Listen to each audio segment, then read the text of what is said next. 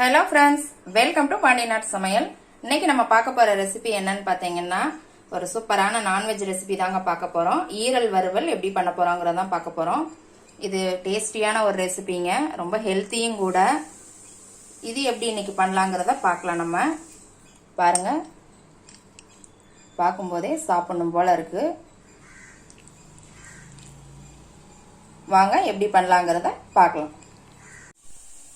கடாய் வச்சிருக்கிறேங்க, அதில் 4 ஸ்பூன் பக்கம் நல்லெண்ணெய் விட்டுக்கோங்க. நல்லெண்ணெயில் செய்யுங்க, நல்லா டேஸ்டா இருக்கும். 1/2 ஸ்பூன் சீரகம். நான் 1/4 கிலோ ஈரல் எடுத்துருக்குறேங்க, அதனால அதுக்கு தகுந்த மாதிரி அளவுகள் போட்டிருக்கேன். நீங்கள் நிறைய எடுக்கும்போது அதுக்கு ஏற்ற மாதிரி நீங்கள் அளவுகளை கூட்டிக்கோங்க, குறைச்சிக்கோங்க. 1/2 ஸ்பூன் சோம்பு, 2 கிராம்பு, பட்டை 2 துண்டு, வரமிளகா 1 கிள்ளி போட்டிருக்கிறேன். இது லேசாக பொரியட்டும். இது நல்லா பொரிஞ்சிடுச்சுங்க. இப்போ ஒரு பெரிய வெங்காயம் இந்த மாதிரி சின்ன சின்னதாக கட் பண்ணி போட்டுக்கோங்க. மீடியம் சைஸ் வெங்காயம் தான். ஒரு 15 சின்ன வெங்காயம் இந்த மாதிரி சின்ன சின்னதாக கட் பண்ணி போட்டுக்கோங்க. ரெண்டுமே போடுங்க, அப்போ தான் நல்லாயிருக்கும். பெரிய வெங்காயம் மட்டும் போட்டிங்க அப்படின்னா இனிப்பாக இருக்கும். இப்போ அதை நல்லா வதக்கிக்கோங்க. வெங்காயம் நிறைய சேர்த்துக்கோங்க, அப்போ தான் நல்லா இருக்கும். இந்த ஈரலுக்கு வந்து எவ்வளோக்கு எவ்வளோ வெங்காயம் சேர்க்குறோமோ அவ்வளோக்கு எவ்வளோ டேஸ்ட்டாக இருக்கும். இது நல்லா வதக்கிக்கலாம், ப்ரௌன் கலர் ஆகுற வரைக்கும். நல்லா வதங்கவும் இதோட 1/2 ஸ்பூன் இஞ்சி பூண்டு பேஸ்ட் போட்டுக்கோங்க. இதையும் நல்லா வதக்கிக்கலாம்.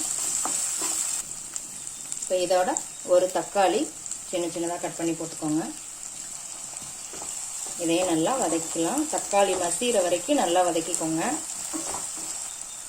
இப்போ இதோட ஒரு 1/4 ஸ்பூன் மஞ்சள்தூள் போட்டுக்கோங்க. மிக்ஸ் பண்ணிக்கோங்க நல்லா. இப்போ இதோட நம்ம ஈரலை சேர்த்துடலாம். ஈரல் வந்து இந்த மாதிரி சின்ன சின்னதாக கட் பண்ணிக்கோங்க, ரொம்ப பெருசு பெருசாக வேண்டாங்க. இதை நான் நல்லா க்ளீன் பண்ணி வச்சுருக்கிறேன். இது ஒரு 1/4 கிலோ ஈரல் இருக்கும். இப்போ இதையும் சேர்த்து இதோட மிக்ஸ் பண்ணிக்கலாம். இதில் கொஞ்சமாக உப்பு சேர்த்துக்கலாம். எல்லாத்தையும் நல்லா மிக்ஸ் பண்ணி விட்டுக்கோங்க. இது நல்லா 5 நிமிஷம் அந்த மாதிரி வதக்கிக்கிட்டே இருங்க. இதில் லேசாக கொஞ்சம் தண்ணி விடுற மாதிரி இருக்கும், அது வரைக்கும் நல்லா வதக்கிக்கலாம். 5 நிமிஷம் நல்லா வதக்கியாச்சுங்க. இப்போ இதோட 1/4 ஸ்பூன் கரம் மசாலா தூள் போட்டுக்கோங்க. 1 ஸ்பூன் மல்லித்தூள், 1 ஸ்பூன் தனி மிளகாத்தூள். காரம் உங்களுக்கு எவ்வளோ தேவையோ அதுக்கு தகுந்த மாதிரி போட்டுக்கோங்க. இதையும் நல்லா மிக்ஸ் பண்ணிக்கலாம். இப்போ இன்னும் ஒரு 1/2 ஸ்பூன் இஞ்சி பூண்டு பேஸ்ட் போட்டுக்கலாம். நல்லா எல்லாத்தையுமே நல்லா பச்சை வாசம் போகிற அளவுக்கு மிக்ஸ் பண்ணிக்கலாம். நல்லா வதக்கிக்கோங்க அந்த மாதிரி. இப்போ நல்லா வதக்கி வச்சுங்க. இப்போ இந்த ஈரல் வேகிற அளவுக்கு கொஞ்சம் தண்ணி சேர்த்துக்கலாம். உங்களுக்கு கிரேவியாக வேணும் அப்படின்னா நீங்கள் நிறைய தண்ணி சேர்த்துக்கோங்க. ட்ரையாக வேணும்னா கம்மியாக சேர்த்துக்கோங்க. இது ஒரு 10 நிமிஷம் ஆகுங்க வேகிறதுக்கு. இப்போ ஒரு தட்டு போட்டு மூடி வச்சிடலாம். இடையில ஒரு டைம் கிளறி விட்டுக்கோங்க ஒரு 5 நிமிஷம் கழிச்சு. இப்போ ஒரு 10 நிமிஷம் ஆச்சுங்க, திறந்து பார்த்துடலாம். சூப்பராக நல்லா எண்ணெயெல்லாம் பிரிஞ்சு வந்துடுச்சு. சூப்பராக ரெடி ஆயிடுச்சு.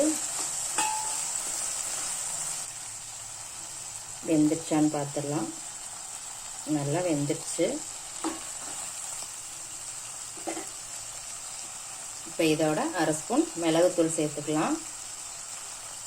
இதையும் நல்லா மிக்ஸ் பண்ணி விட்டுட்டு ஒரு 1 நிமிஷம் மட்டும் மூடி வச்சிடலாம். 1 நிமிஷம் ஆயிடுச்சுங்க. பாருங்க, நல்லா சூப்பராக ரெடி ஆயிடுச்சு. அவ்வளோதான், சூப்பரான ஈரல் வறுவல் செஞ்சாச்சு. இப்போ இறக்கும் போது நம்ம கொஞ்சம் மல்லி இலை, கொஞ்சம் கருவேப்பிலை போட்டு மிக்ஸ் பண்ணிக்கலாம். அவ்வளோதான்.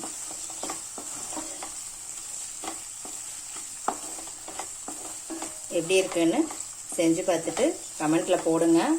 லைக் பண்ணுங்கள், ஷேர் பண்ணுங்கள், சப்ஸ்கிரைப் பண்ணுங்கள். கூடவே பெல் ஐக்கான் பட்டனையும் அமுக்குங்க.